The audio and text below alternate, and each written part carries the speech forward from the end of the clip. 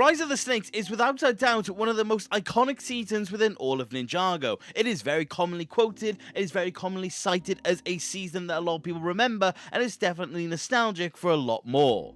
But of course it was Ninjago's first season. There was the pilots that came before it, but it seems like LEGO doesn't really want to acknowledge the pilots anymore. The thing is that the first season is usually shown off as Ninjago's first beginning. But the question is it still good all this time later? And that is what we're going to take a look at today. We're going to look back at the first season of Ninjago, see if it holds up, see what it did right, and see if there is anything it did wrong, and answer the ultimate question of, is Ninjago's first season still good?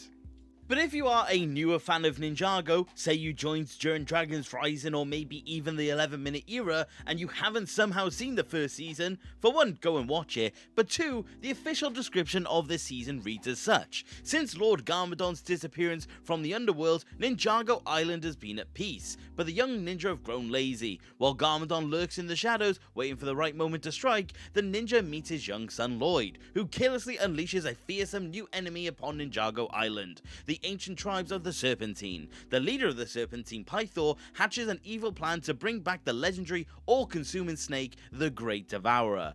And funnily enough, right off rip, this description is very interesting, because this is the description that was written at the time for the season, and I don't think they would even write an Ninjago season description like this anymore. For one, they refer to Ninjago as Ninjago Island. I honestly never really realized that they referred to it as an island until now. Obviously nowadays it's just Ninjago. The other thing is that they just outright say about Lord Garmadon, it's definitely a detail that wouldn't be revealed in the description of a season nowadays. So honestly, this is a really interesting way to look at the season, but that wasn't the point I was going to be getting at. What I was going to talk about is that the first season quite literally did have the blueprint for near enough every single subsequent installment of Ninjago. This had literally all of the building blocks. A new army's revealed, a new villain is around, there's a new end goal, and the ninja need to learn something. It's honestly really interesting to see that they kind of nailed down what they wanted right off of the rip. But actually, what were these plot points? Well, there were overall 3, I guess. The one is obviously the search for who the Green Ninja was. It was a big aspect of all of the ninja throughout the course of the season, and it obviously bled into their own individual arcs. They also had their true potential arcs, discovering what they could truly do with their weapons and their abilities, and truly understand what it meant to be the ninja that they were training to be. And the final one, of course, was the Serpentine. The tribes had been released, and they were releasing the Great Devourer. Honestly, they had a lot of plot, especially for this first season. But that's honestly one of the biggest things I want to talk about initially. This is a lot of plot for a singular season. I don't think you would get this much in modern day Ninjago. Maybe Dragons Rising is different, but that is because it is storied out in a much different way. But the thing is that for 13 episodes, they were honestly doing a lot, and it's fairly impressive with what they actually got to do. A lot of Ninjago seasons have set out with a goal for the plot point, and a lot of the seasons have less than what the first season had and weren't even able to accomplish what they wanted. It's honestly very interesting to note that 13 episodes was able to accomplish so much. Each of the ninja had time to shine. Each of the ninja had their own moments and their own episodes dedicated to themselves. It's really interesting to know that they got the pacing down fairly well, and they managed to flesh out all these plot points in such a small amount of time. And like I said, later on, they honestly do struggle to accomplish what they did here, even with seasons that by all accounts are longer. You know, for example, season 11 or season 15, they have technically longer run times, and yet some of the ninja aren't a focus whatsoever. But in this season, where they have less time, they honestly did accomplish so much. It's really impressive to note, again, especially for the first outing. But let's actually take a deeper look at these plot points and see if they're even still good to this day. Like I said, there are 3, and I'm going to talk about the one that is most disconnected from the other 2, and it was the ultimate big bad of the season, which was the Serpentine and also the Great Devourer. The plot starts with Lloyd foolishly believing that he can release and control the Serpentine. He releases the Hypnobrai, and he does briefly have a control over the army, but eventually they do overthrow him, and by extension, Lloyd does attempt to release more of the tribes. But eventually speaking, all the tribes find each other, and they all find themselves eventually becoming one larger army.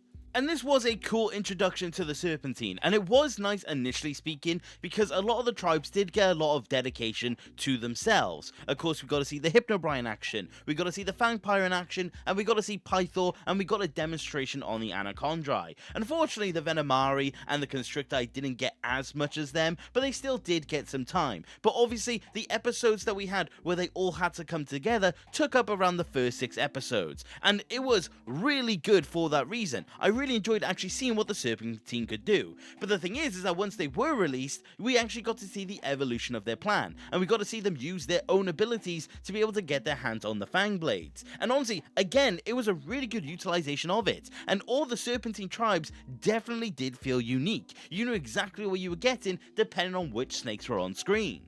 They just simply didn't feel generic as an army. They had a lot of charm to them. They had a lot of really good personality to them. The Serpentine definitely felt like there was a lot of care put into them. And to this day, there's a reason why snakes are a very common occurrence within the space of Ninjago. The Serpentine were just simply that successful that they wanted to continue on with that theme. They were really good. And like I said, there's a lot that you can quote from that army. But with the collection of the Fang Blades came the ultimate goal, which was to release the Great Devourer. The Serpentine were fairly confident on this idea until basically the very last minute, and you got to see the Serpentine realize that they actually made their mistake, apart from Pythor, which at the time we thought met his demise. The thing is that it was really interesting to see that the Serpentine actually did regret that they had made that decision. It was really cool to see that they actually had some sort of consciousness. It was not really something you get to see nowadays in Ninjago, because we've seen similar plots in similar vein to the Great Devourer hunt, but the thing is that we never get to see an army react like the Serpentine did. So honestly, as a first plot goes, and as the second army that we've seen in Ninjago, but by all accounts the first army that really felt fleshed out, because as good as the Skulkin was, they weren't anywhere near as shown off as the Serpentine. They honestly did do really good. The Great Devourer plot was fantastic, and I really do appreciate what they actually did with it. There's a reason why, like I said, the Serpentine returned to this very day. There's a reason why they always find a way to get back to the Serpentine. They're just simply that iconic, but it's definitely showing that the first plot of the season was a very good one. The second plot within this season was the ninja's true potential. Of course, the pilots did establish that they were becoming ninja, but they became, like the description said, just a little bit lazy over time. So this season really did home in on what made the ninja themselves, what made them unique, and how their weapons could truly behave. And not only was this good in the sense of the ninja got more powers, they got to really beat elemental masters, it was just really good for their characters. We finally got more lore and more establishments when it did come to these characters. And then there was also Jay. The thing is that each of the ninja had these journeys, and it all tied into this aspect of true potential. It was the one thing that was always holding them back. Cole's relationship with his father was the reason he wasn't able to master himself. Zane had to come to terms with the fact that he was a ninjroid. He had to come to terms with the memories of his father and his family. Kai had to overcome his own self-belief and his own arrogance when it came to the Green Ninja, and he was able to realize that it was all about protecting him and not becoming him. They all had these amazing and diverse things that really did make them come together. But then Jay's was just, he wanted Nia? It's honestly the only flaw with the true potential aspect of the season. Apart from that, I really do enjoy it. It's just Jay's felt very shallow in comparison to the rest. All of them had these deep emotional moments, whereas Jay just simply wanted to impress Nia, and Nia just says that she didn't need to. I don't know, it just feels a little weaker than the rest. I just don't really know what they were going for when it did come to it.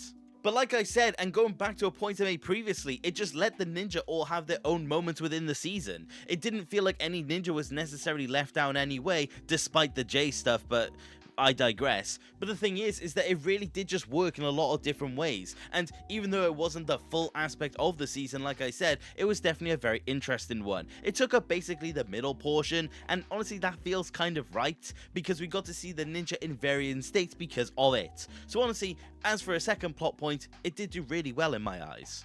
But it does bring us to the third point and the biggest one of all, and that was the whole thing of the Green Ninja. Like I said, I established the fact that Kai's true potential was completely linked to it. The thing is that all the ninja to an extent believed that they were the Green Ninja, and we got to spend the season watching them train to try and become it. We got to see them argue over it. We got to see them work together over it. It was really interesting to see, honestly, and it was definitely a fantastic mystery. It was the Ninjago mystery. Back in the day, everyone wanted to know who the Green Ninja was. It was definitely the most interesting thing that the season had going for it. Of course, in the end, it establishes the fact that it is Lloyd. Lloyd is the Green Ninja. To this day, people still don't like that because they thought Kai should be it because he was the main character. But again, that's just a whole nother thing for a whole nother day. But the thing is that it was just a fantastic plot. It was a decent mystery. The thing is that you could kind of imply that it was Lloyd through little varying details, but that is kind of in retrospect. At the time, there was basically no indication as to who the Green Ninja was. So honestly, even though it was a mystery, it wasn't really something you could solve. But I don't think that was necessarily bad. Because at the end of the day, it was just fun to actually see, and we got to see stuff happen with it regardless. We had a moment where we thought maybe it was going to be Nia who was the Green Ninja. We had a moment where Wu just considered maybe there shouldn't have been a Green Ninja at all, which is actually, in retrospect, really funny considering Season 5. But the thing is that it was just this really fun era. It just had a very fun little plot surrounding it, and I do think it ultimately did pay off, because Lloyd being the Green Ninja did cause a lot of interesting things for the future. But I definitely do think the plots of this season held up to this very day. I definitely think it does have this really good feeling. I think it was just very well rounded, and like I said before, considering the amount of time they did have to work with, they really did accomplish a lot here. Of course, you could argue that things should have been fleshed out more, and you could argue that things didn't necessarily have too much going for it, but at the end of the day, I really do think these plots did exactly what they needed to do. So I just don't simply have a problem with it. But yeah, in the first aspect of looking back, I would definitely say the plots still work. But of course, it's more than what plot that makes up a season. There are many more aspects to a season that you do have to consider when you look back. First thing is, of course, the soundtrack. We were introduced to many new variants and many new themes in this new season, and some of them to this very day are still staples. We have in this season the beginning of some of the most common themes we still hear today. We got Zane's theme, his true potential, the Green Ninja theme, Lloyd's theme, we got the Falcon, we got the Devourer's theme, the Samurai X theme, the Postman's theme. There were so many different soundtracks that were added into the season, and all of them are iconic for a very specific reason. When I just said those themes, and when I just said those names, you could probably remember the music in your head. It had a very lasting effect, and I know that for a fact because I could tell you each and every single one of those themes just from memory alone. It is just really crazy to see in retrospect because Ninjago just simply didn't miss when it came to the soundtrack. I honestly do think all of them stand on their own 2 feet. None of these themes by any account I would consider bad. They were all unique, they all had their own flair, and they're all most definitely recognizable. So in that regard as well, I have to say it definitely does still hold up to this very day. But honestly, I feel like that was kind of to be expected, because like I said, you still hear these songs even in Dragon's Rising. Another aspect to briefly touch on is just simply the animation. Of course, it is very early Ninjago, so you can expect a bit of the jank that we did get in those earlier seasons, but that doesn't make it bad by any account. It looks better than the pilots in a lot of different ways. There are some certain aspects that they have changed between then and now. The thing is that the main one would probably be the golden weapons. The golden weapons in the pilot was definitely a lot more metallic looking, a bit brighter and more shiny, whereas there's a much more deeper gold when it comes to the golden weapons this time round. So they did make some changes. Whether you like them or not is kind of down to you. I personally prefer the pilot weapons, but the thing is that they definitely did make a lot of improvements, and the season still did look pretty good. Because that's the thing, even though it is early Ninjago and there is our inherent jank, it just has this charm to it. I don't know why, it just feels awfully warm. I don't know how else to necessarily describe it other than that. The thing is that it did just look good. You can go back to that season, and of course you can acknowledge that the animation is much better nowadays, but that doesn't make the animation back then anywhere near bad. It doesn't make it an unwatchable experience, and of course animation doesn't really make up everything. I mean, take Transformers for example. One of the best shows that we've ever had from the franchise is Beast Beast Wars, and the show looks absolutely terrible at times, so animation doesn't make a show whatsoever, but it's definitely nice to know that early Ninjago didn't look bad. But last but certainly not least in terms of what to look back at, it is definitely the characters. Of course, I have already touched on the 4 ninja, and I do think for the most part, like I said, they only improve throughout the season. But it's more the new characters and the adjustments to some of the older ones that I definitely want to talk about. Where else to start them but Lloyd? Of course, he was introduced, and it's really interesting to think that Lloyd just was very different back then. Of course, he was initially set up as the villain. He was initially set up as a counter to the ninja that they just never necessarily took seriously, and ensue the entirety of Ninjago from there. But the thing is that Lloyd was honestly pretty interesting for the season, for all of the wrong reasons. A lot of people cite younger Lloyd as an annoyance. A lot of people cite him as just this little nuisance from the season. But that was the intention. He's meant to be a brat by all accounts, and they definitely did achieve it very well. Of course, initially starting out evil, and then eventually coming over to the side of the ninja. Of course, there were little hiccups here and there, like him getting kidnapped. But the thing is that Lloyd was fairly interesting, and it was actually quite interesting to see him go from one side of the spectrum to the very other. Because of course, with the reveal of the Green Ninja, he definitely does have a fairly different mentality, and it definitely does show.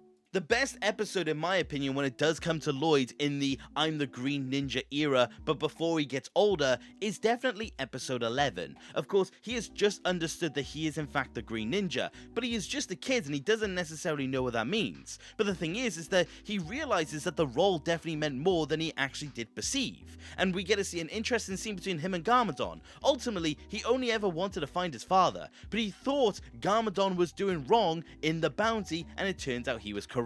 And he confronts him about it, and he doesn't side with his father. It is really interesting to see that Lloyd as a child made such a mature decision. It's really interesting to note that he definitely did take to the mantle fairly quickly, and it definitely does go to show as to why he was picked as the Green Ninja.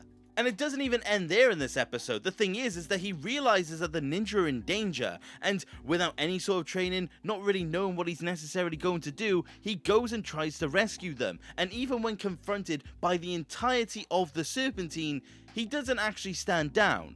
It's really interesting to note that this is the same Lloyd that was trying to release the snakes just a few episodes before. Honestly, the Lloyd development in season 1 is definitely gone unnoticed. I do think it's really cool to see the development of the character, and honestly, it just goes to show that he is one of the better characters in all of the show. The next fairly big one for me is definitely Garmadon. Of course, Pilot's Garmadon did exist, and he was fairly interesting, but this version of Garmadon was really cool in retrospect. He was less reserved now, and he definitely has become more of what we expect from the character to this very day. By reserved, I mean how in the pilot he's very calm, he's very methodical, he doesn't really raise his voice in any sort of way, but in this one, he's much more loud, he's much more ambitious, he's much more what we expect of Garmadon, and it's really cool to see they nailed down what they wanted from the character very quick on, and honestly, he definitely does have some of the best scenes. The reveal of Garmadon having 4 arms was incredible. It was so cool to see, and when you look back at those episodes, or more specifically the episode before the reveal, where they actually show Garmadon at the end of an episode, you see he does have the 4 arms. They weren't hiding the reveal, it's just if you look closely, you would see he had his 2 arms tucked behind his back. And that's of course to reveal it to Wu in the next episode. It's really cool. They really did put a lot of thought into Garmadon in season 1, and definitely did make him this very interesting character that was really honestly intriguing. Because whilst the evil was flowing through his veins, you got to see him truly battle with what he was. We got to see so many scenes of him trying his best to do what was right. Him fighting through the Serpentine to get to Lloyd in episode 10 was absolutely incredible to see. It really does show the duality of Garmadon, and it doesn't go any further than again the scene in the 11th episode, where Lloyd confronts him about stealing the ninja's files. Of course, I said about how cool it was to see Lloyd in that scene, but it was also really cool for Garmadon, because Garmadon is stealing information, which that never went anywhere by the way, but the thing is that he's stealing it, and once Lloyd catches him doing it, he expresses remorse. He talks about how he can't help it, and that the evil through his vein is compelling him to do it. It's honestly a very cool setup, and honestly a foreshadow of what comes in season 2. It is really interesting that they showed this really interesting duality. I don't know how else to put it other than the fact that it was just simply intriguing. Garmadon just continuously proving why he's one of the best characters. But like I said, it's just really crazy to note that they just simply got him right from the rip. Like, it's really interesting to think that they just knew what Garmadon was. And it makes him worthy of a whole video in of itself, because he definitely has so much more to him than you honestly realize. And like I said, you could look at him now compared to then and just see the same character. There are a lot of characters from the earlier seasons that you could argue just don't feel the same anymore. But I really don't think you could say that for Garmadon. But yeah, it feels very brief for one of the best characters ever, but he definitely does hold up when you look back at him. The third character to talk about is definitely Nia, in my opinion. Of course, in the pilot, she just wasn't really a character. She was the damsel in distress, and she was what Kai needed to get back to at the end of his mission. But in Season 1, she definitely took more of her own role. Initially speaking, she's still expressing her doubt, and she still wants to be a part of the ninja, but she just simply was never actually getting anywhere. But you will find that she became Samurai X, and she became her own identity. She was really cool in the first season. She definitely felt like her own character, and she definitely had some amazing moments. I'll always think of episode 6 where she sat there trapped by the Serpentine and she has to fight against the ninja. And ultimately speaking, I do think she could have laid them out there and then. It's just very refreshing to know that they did give Nia a lot of love very early on within Ninjago. It's just nice to see that she actually did get a lot in the season, especially because she just has so much and is definitely one of the best characters much later on. So it's just nice to know that she had her moments. And Samurai X will eternally be a very cool character, and she's definitely one of the most iconic parts of the first season at that. So not really much else to say apart from the fact that she's just goated. And last but certainly not least, I feel like we definitely have to talk about the main villains. Of course, Pythor, Scales, the rest of the generals, and to an extent the Great Devourer.